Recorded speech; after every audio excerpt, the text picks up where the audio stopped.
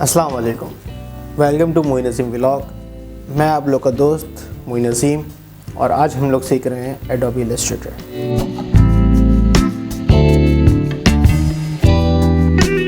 जैसे कि मैंने आपको लास्ट वीडियो में बताया था कि हम इस पे वेक्टर्स पे काम करते हैं। एडोबी इलस्ट्रेटर पे हम लोगो डिज़ाइनिंग करते हैं, आइकन्स बनाते हैं और ऐसी छोटी छोटी चीज़ों को डिज़ाइन करते हैं। लेकिन अगर आप इसके बड़े लेवल पे जाया जाए तो हम इसमें बहुत सारी चीज़ें डिज़ाइन कर सकते हैं। Illustrator has a big scope. अगर आप इलस्ट्रेटर सीख लेते हैं तो बहुत सारी वेबसाइट ऐसी हैं जहां पर आप डिज़ाइनिंग करके बहुत सारे पैसे अर्न कर सकते हैं। ये है इलस्ट्रेटर। मैंने पहले से काम किए मैं इलस्ट्रेटर के ऊपर, तो इसलिए मेरे प्रोजेक्ट सेव हुए हैं यहाँ पर। तो अभी हम स्टार्ट करते हैं न्यू प्रोजेक्ट से। हम गए न्यू प्रोजेक्ट पे, तो ये हमारा न्यू डॉक्यूमेंट का एक सेटिंग खुल गई है। इसमें लेटर लिखा हुआ है, A4 साइज़ है और आप कस्टम भी साइज़ कर सकते हैं। यहाँ पर अगर आप क्लिक करें और आप अपनी मर्ज़ी से मेजरमेंट लिख सकते हैं। और अगर आप यहाँ पर जाएंगे तो यहाँ पर आप ये सिलेक्ट कर सकते हैं। अगर आपको इंचेस में काम करना है, सेंटीमीटर में काम करना है, मिलीमीटर में काम करना है, तो आप वो सिलेक्ट कर सकते हैं। बाकी ये जो एरिया है, ये एरिया मैं आपको बाद में बताऊँगा, क्योंकि ये एरिया अगर आपको मैंने अभी बता दिया तो बहुत ज़्यादा कन्फ्यूजन हो जाएगी। तो हम गए इंचेस के अंदर और हमने सेलेक्ट कर दिया, क्रिएट पे क्लिक करके हमने अपना पहला आर्टवर्क खोल लिया। अच्छा, हमारे पास जो सबसे लेफ़्ट साइड पे एरिया है, ये हमारे पास है टूल बार। इसमें हमारे सारे टूल्स होते हैं और हमारे राइट साइड के ऊपर जो है वो हमारे पैनल्स होते हैं। सबसे पहला हमारा जो टूल बार में पहला टूल है वो है सिलेक्शन टूल। जो ब्लैक एरो वाला है वो है सिलेक्शन टूल और जो वाइट एरो वाला है वो है डायरेक्ट सिलेक्शन टूल। अच्छा, यहाँ पर आप देखेंगे कि छोटे छोटे एरो और बने हुए हैं टूल्स के ऊपर। इसका मतलब ये है कि उन टूल्स के अंदर भी मज़ीद टूल्स हैं। जैसे कि ये एक शेप टूल है, मैं इसको अगर यहाँ पर माउस रखे थोड़ी देर क्लिक करके रखूँगा तो ये और मज़ीद टूल्स आ जाएंगे इसके अंदर। अच्छा, आज हम सीखेंगे सिलेक्शन टूल। और सिलेक्शन टूल करने के लिए कुछ ना कुछ शेप ज़रूरी है, जब ये तो सिलेक्ट करेगा वो, क्योंकि सिलेक्शन टूल का काम ही होता है सिलेक्ट करना। तो हम सबसे पहले लेंगे रेक्टेंगल। अब ये बॉक्स बन गया, ये बन गया बॉक्स, ठीक है। लेकिन अगर आप चाहते हैं कि आपका ये बॉक्स रेक्टेंगल ना बने, आपका स्क्वायर बने, तो हम इसको इस्तेमाल करेंगे शिफ्ट दबा के। जब हम कीबोर्ड पे शिफ्ट प्रेस करेंगे और फिर हम इसको ड्रैग एंड ड्रॉप करेंगे तो ये हमारा स्क्वायर में बनेगा। अच्छा, जहाँ ड्रैग एंड ड्रॉप का मैं इस्तेमाल करूँगा वर्ड, इसका मतलब ये है कि आपने माउस को क्लिक करना है और फिर माउस को खींचना है और ड्रैग करना है। इसका मतलब है कि ड्रैग कर रहे हैं आप। और जब आप ड्रैग कर लेंगे और जब आप माउस को छोड़ देंगे तो ये रिलीज़ हो जाएगा। तो घबराइएगा नहीं आप लोग कि ड्रैग किया है तो। अच्छा, कंट्रोल Z से अनडू होता है। तो हम यहाँ पर लेते हैं एक रेक्टेंगल। अच्छा, रेक्टेंगल लेने के भी दो तरीके होते हैं। एक तो मैंने आपको बता दिया कि सिंपल क्लिक एंड ड्रैग है, और दूसरा तरीका है कि आप सिंपल आप सिर्फ क्लिक करेंगे और ये आपके पास एक रेक्टेंगल शेप का आपके पास सेटिंग खुल जाएंगी। इसके अंदर अगर आप विड्थ को हम रख देंगे 3 और हाइट को हम रख देंगे 4 इंचेस और हम ओके पे क्लिक करेंगे तो ये हमारा बन गया रेक्टेंगल। लेकिन अगर आप चाहते हैं कि आपको स्क्वायर चाहिए तो हम इसकी विड्थ और हाइट दोनों बराबर रखेंगे, क्योंकि स्क्वायर की सारी साइड्स जो होती हैं वो इक्वल होती हैं। तो ये बना हुआ आ गया हमारा स्क्वायर शेप। अच्छा, हमने सिलेक्शन टूल सेलेक्ट किया और हमने इस बॉक्स को सिलेक्ट किया। ये देख रहे हैं आप, एक बॉक्स बना हुआ आ गया इसके हमारी शेप के इर्द गिर्द, और तो इसको हम कहते हैं बाउंडिंग बॉक्स। और इसके मज़ीद आप देख रहे हैं अंदर और मज़ीद छोटे छोटे बॉक्स बने हुए हैं। इसको हम कहते हैं रीसाइज हैंडल। रीसाइज हैंडल क्या होता है? रीसाइज हैंडल ये होता है कि हमने इसको, जब हम सिलेक्शन टूल सेलेक्ट कर लेंगे और हम फिर इसके पास आएंगे तो हम इससे साइज़ को छोटा बड़ा कर लेंगे। लेकिन अगर हम चाहते हैं कि हमारी शेप चेंज ना हो तो हम उसको शिफ्ट दबा के हम छोटा बड़ा करेंगे, तो ये रीसाइज हैंडल होता है। लेकिन शेप चेंज नहीं हो रही, क्यों? क्योंकि हमने शिफ्ट को प्रेस किया हुआ है। अच्छा, सिलेक्शन टूल से हम और क्या काम करते हैं? सिलेक्शन टूल से हम ये काम करते हैं कि जब आप ये बाउंडिंग बॉक्स के आप देख रहे हैं, जब हम यहाँ पर आएंगे बिल्कुल कॉर्नर पे, तो ये यूँ 2 एरो बने हुए हैं, इसका मतलब है ये रोटेट करेगा। फिर हमने इसको क्लिक किया और हमने इसको रोटेट किया, तो ये देखें ये रोटेट हो रहा है, ठीक है। लेकिन अगर हम चाहते हैं कि हम शिफ्ट दबा के इसको रोटेट करें तो ये 45 एंगल के फासले से मूव होगा, रोटेट होगा। शिफ्ट प्रेस किया, ये हमने ये माउस क्लिक किया हमने और ये हम घुमाएंगे इसको, ये 45 हो गया, ये 45 हो गया, 90 डिग्री पे घूम गया। अच्छा, हम इसको करेंगे स्मॉल साइज़ में स्क्वायर को, ये हमने क्या साइज़ छोटा है इसका। अच्छा, सिलेक्शन टूल और क्या काम करता है? सिलेक्शन टूल ये देखें, सिलेक्शन टूल से हम करेंगे इसको मूव।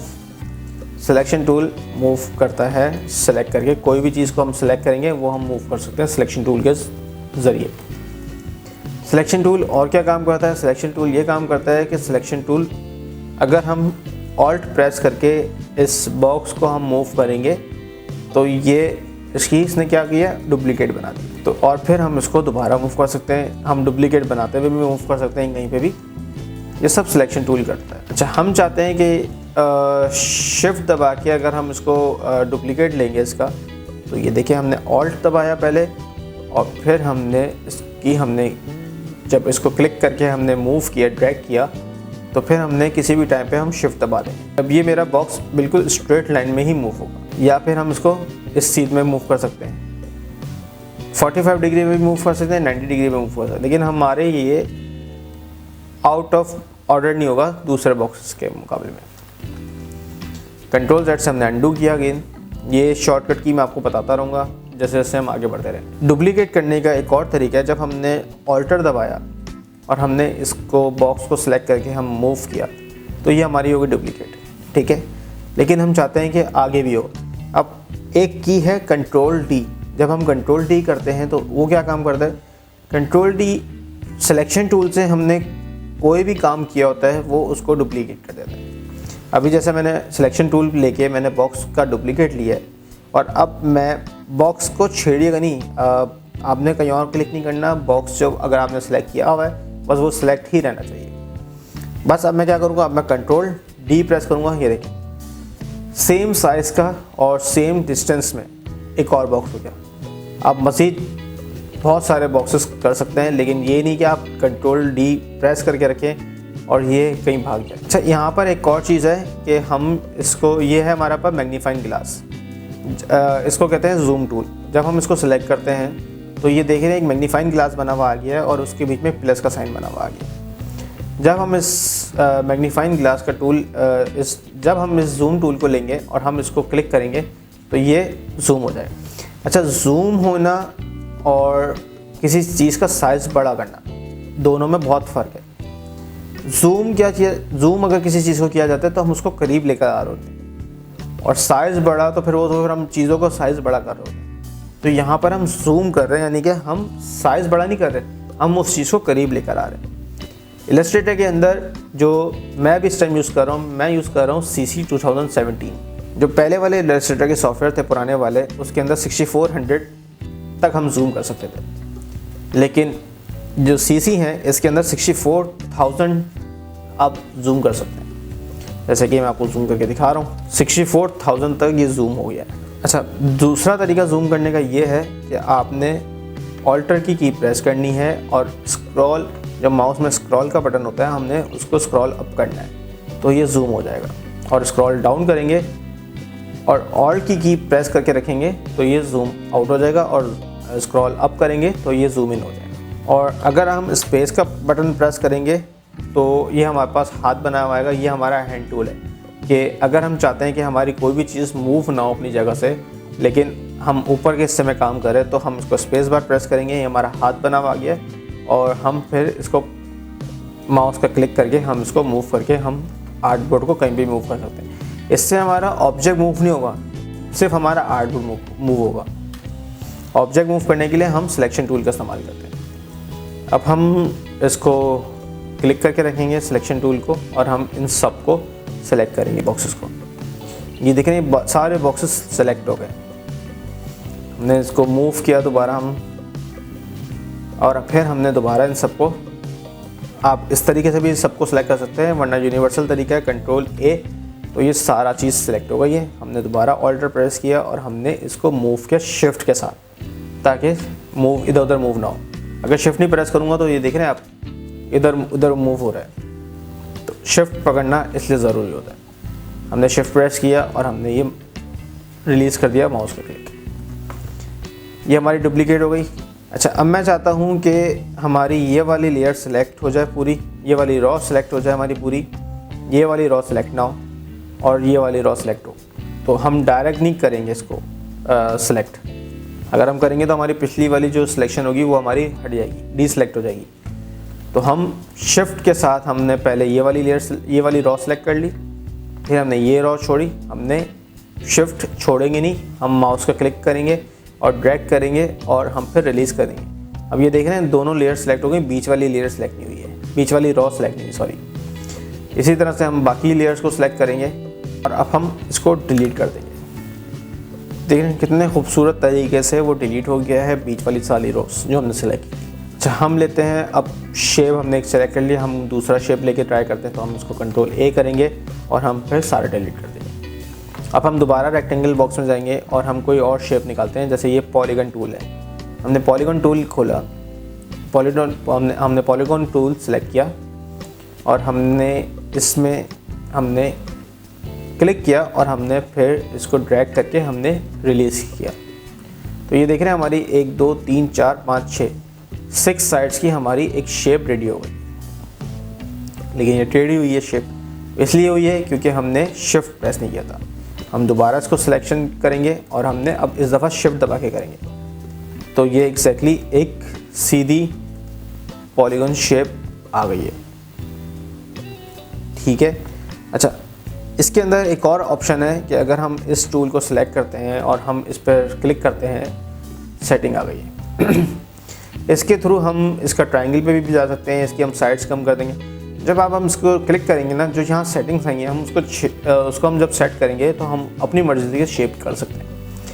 अभी जैसे अगर मुझे ट्रायंगल चाहिए तो मैं इसको 3 साइड्स कर दूंगा, क्योंकि ट्रायंगल की 3 साइड्स होती हैं। मैंने 3 साइड्स कर दिए और मैंने इसको ओके कर दिया, तो ये हमारा ट्रायंगल शेप बन गई। लेकिन अभी हम फ़िलहाल 6 साइड्स पे कर रहे हैं काम, तो हम इसी के करेंगे। हम इसका शिफ्ट दबा के हम इसका साइज़ छोटा करेंगे और हम फिर इसको क्लिक करके सेलेक्ट करके हम इसको यहाँ पर लेकर आएंगे। अब फिर हम इसकी कॉपी निकालेंगे।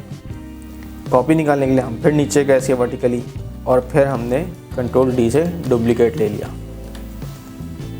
ठीक है, यहाँ तक आप लोग को समझ में आ गया होगा। सेलेक्ट कर लिया माउस से, हमने ऑल्ट दबाया और हमने इस दफ़ा इसके शेप में हम अंदर डालेंगे। तो हमने यहाँ पर हमने इसको सिलेक्ट करा और हमने यहाँ इसको ड्रॉप कर लिया। हम इसको जूम करके देखेंगे ताकि बारीकी से काम कर सकें। इन्होंने 64,000 जूम दे दिया ताकि हम और मज़ीद बारीकी से काम कर सकें। ये हमारा इक्वल हो गया। ठीक है जी, यहाँ तक आ गए हम। अब हम क्या करेंगे, हम इसको कंट्रोल ए से ऑल सेलेक्ट करेंगे और हम इसको फिर मूव करेंगे। तो ये हमारा ऑटोमेटिकली ये आ गया। अब हम इसको कंट्रोल डी से डुप्लीकेट लेंगे तो वो फिक्स हो जाएगा। देखिए कितना खूबसूरत हमारा एक पैटर्न तैयार हो गया। अब सिलेक्शन टूल से हम कोई भी शेप हम सिलेक्ट कर सकते हैं और उसको डिलीट कर सकते हैं, उसको मूव कर सकते हैं या उसके हम डुप्लीकेट भी निकाल सकते हैं। अच्छा, यहाँ पर ये हमारे पास है फिल कलर और ये हमारे पास स्ट्रोक कलर है। इनमें अगर हमें कलर चेंज करना है, जैसे ही मैं आपको दिखाता हूँ कि ये हमने जूम किया और इसका फिल कलर है वाइट, ये इसका फिल कलर वाइट हुआ हुआ है और ब्लैक कलर इसका स्ट्रोक है। जैसे कि मैं आपको चेंज करके दिखाता हूँ। ये मैंने एक सिलेक्ट किया शेप और इसके हम ये स्ट्रोक पे गए। ये हमारे पैनल्स में जाएंगे हम यहाँ पर, और यहाँ पर ये है स्विचेस का पैनल। हमने इस स्विचेस के पैनल को खोला। यहाँ पर ऑलरेडी कलर हमारे पास गिवन है, हम वो भी कलर कर सकते हैं, लेकिन बेहतर ये है कि आप इन सब को बंद करें और आप स्ट्रोक पर जाएं और यहाँ पर आके आप डबल क्लिक करें।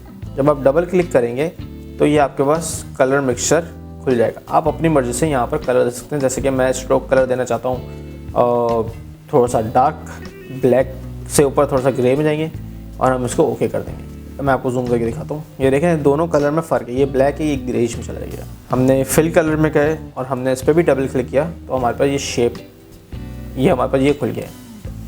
अब यहाँ पर हम इसको हल्का सा ग्रे कलर दे देंगे।